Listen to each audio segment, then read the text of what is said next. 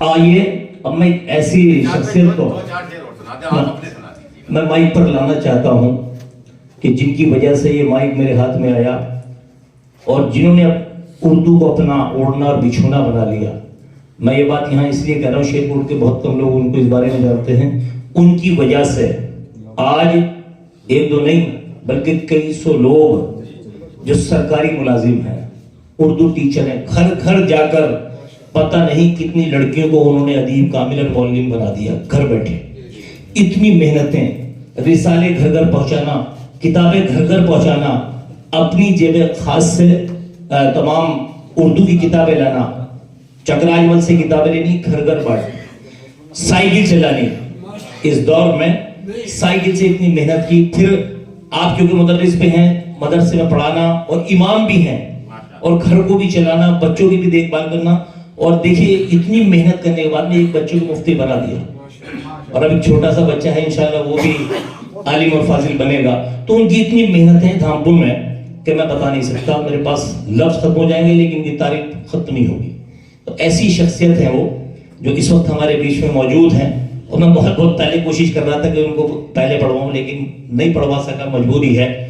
زاہد ٹانڈوی کے دو شعر پڑھ کر ان کو آواز دیتا ہوں.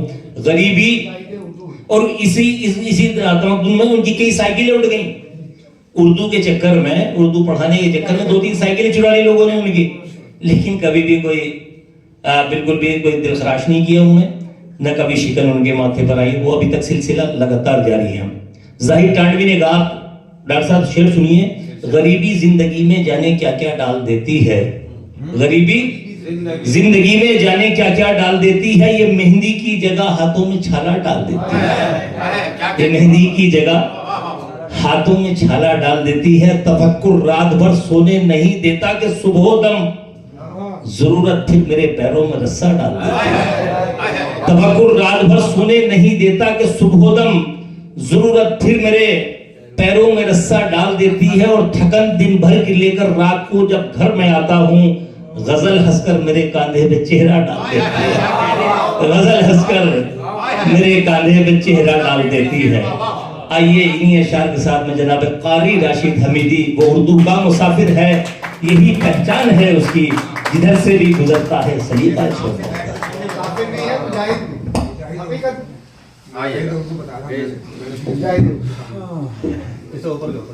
یہ محبت ہے ارشاد بھائی کی، ورنہ میں میرے کیا میرے بھی ساتھ کیا. حکیم آصف شمسی صاحب ہیں جن کی محبت سے میں حاضر ہو گیا ہوں، ورنہ میں معذرت چاہ لی تھی. مقامی سطح پر الحمدللہ اردو کے فروغ کے اتنے کام رہتے دھامپور میں، مجھے باہر نکلنے کی نوبت نہیں آتی. میں منع کر دیتا ہوں اپنے ساتھیوں سے کہ باہر کے کام آپ سنبھالو اور دھامپور کے میں دیکھوں. الحمدللہ مجھے ناز ہے ارشاد دھامپوری صاحب سے، ماشاءاللہ بڑی اچھی ترجمانی کرتے ہیں. ہمارا علاقہ قرب جوار میں دیوبند تک جاتے ہیں اور بہت دور تک جاتے ہیں، بہت خوشی ہوتی ہے. اگلے دن جا کے مبارکباد دے دیتا ہوں، بس کوئی شکوہ نہیں ہوتا. ماہر صاحب بیٹھے ہیں، الحمدللہ ان کی شفقتیں میرے ساتھ رہتی ہیں. سہارے جاتا ہوں، ان کے دربار میں حاضری دیتا ہوں. برملہ اور تاریخی شخصیت افضل شیرکوٹی ڈاکٹر فضل اللہ میرے پاس لے کے گئے تھے. شاعری کرتے ہیں بھائی، ان کا کلام چھپنا چاہیے. زرری شعائیں نشیمن اچھا ساتھ میں کلام چھپوایا ان کا. آج الحمدللہ پان عروج پر ہیں، خوشی ہوتی ہے. شیرکوٹ آتا ہوں، ان حضرات کو سلام کرتا ہوں. اب بھی ڈاکٹر فضل اللہ صاحب میرے کرم فرمائے، میں ان کی بڑی عزت کرتا ہوں. افضل بھائی کو بہت بہت مبارکباد دیتا ہوں. ان کے دونوں مجموعے میرے پاس موجود ہیں. نواب تقی شیرکوٹی صاحب کی کئی غزلیں میں نے زرری شعائیں میں چھپوائیں. آج بھی میں نے یادگار کے طور پہ ان کے لیٹر پیڈ پہ کئی غزلیں میرے پاس موجود ہیں. انہی کے تعلق سے میں بجائے شاعری کے دوسرے شعروں کے ذریعے خراج قدر پیش کرتا ہوں. ان کی جتنی بھی تعریف کی جائے کم ہیں. ملنسار تھے، خوددار تھے، پرانے لوگ بڑے اچھے اعتبار کے لوگ تھے. اللہ بڑی رحمت کرے.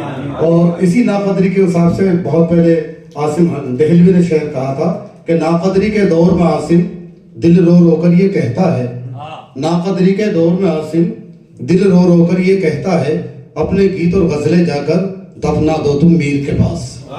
اپنے گیت اور غزلیں جا کر دفنا دو تم میر کے پاس. اور انہی کے خراج عقیدت کے تعلق سے بہت یاد آئیں گے ہم یاد رکھنا، بہت یاد آئیں گے ہم یاد رکھنا، پھروگے پتہ پوچھتے ہمارا، پھروگے پتہ پوچھتے ہمارا. اور کچھ اس طرح کے جذبات بھی تھے کہ حالات ہی کچھ ایسے تھے کہ مجبور تھے، ورنہ پوشیدہ میرے سینے میں طوفان بہت تھے۔ بڑے اس کے عزائم کے مالک تھے۔ اور آج کی نوجوان نسل کے لیے شعر کہ کل جس پہ آنے والے زمانے کو فخر ہو، کل جس پہ آنے والے زمانے کو فخر ہو، کچھ ایسے کام کر کے دکھاؤ تو بات ہے۔ بلا کسی تمہید کے مطلب پیش خدمت ہے، اپنے دل میں آگ نفرت کی جلانے لگ گئے، اپنے دل میں آگ نفرت کی جلانے لگ گئے، جانے کیوں ہم کو ہمارے ہی ستانے لگ گئے، جانے کیوں ہم کو ہمارے ہی ستانے لگ گئے۔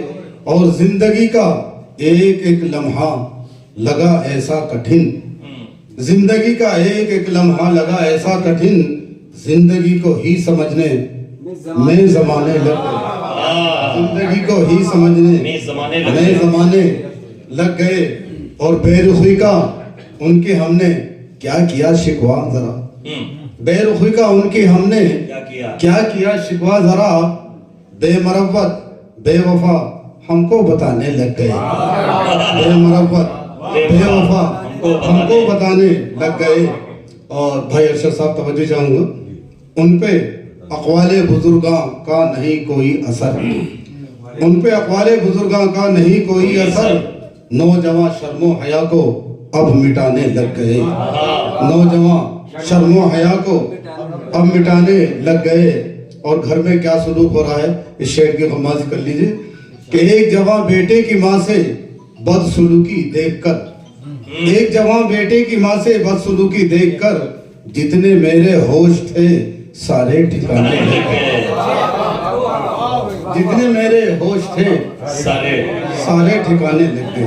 ایک جوان بیٹے کی ماں سے بدسلوکی دیکھ کر، جتنے میرے ہوش تھے سارے ٹھکانے لگ گئے۔ شعر آخر حاضر کر رہا ہوں، سماعت فرمائے۔ شاید ان کے دل میں پھر سے جاگ اٹھی میری الفت میری، شاید ان کے دل میں پھر سے جاگ اٹھی الفت میری، دیکھ کر وہ آج مجھ کو مسکرانے لگ گئے، دیکھ کر وہ آج مجھ کو مسکرانے لگ گئے۔ اور مقطع ترائی ہے، سماعت فرمائے۔ جب غزل میں نے راشد رنگ اردو کا بھرا، جب غزل میں نے راشد رنگ اردو کا بھرا، لفظ پھولوں کی طرح خوشبو لٹانے لگ گئے، لفظ پھولوں کی طرح خوشبو لٹانے لگ گئے، اپنے دل میں آگ نفرت کی جلانے لگ گئے، جانے کیوں ہم کو ہمارے ہی ستانے۔ بہت بہت یہ کون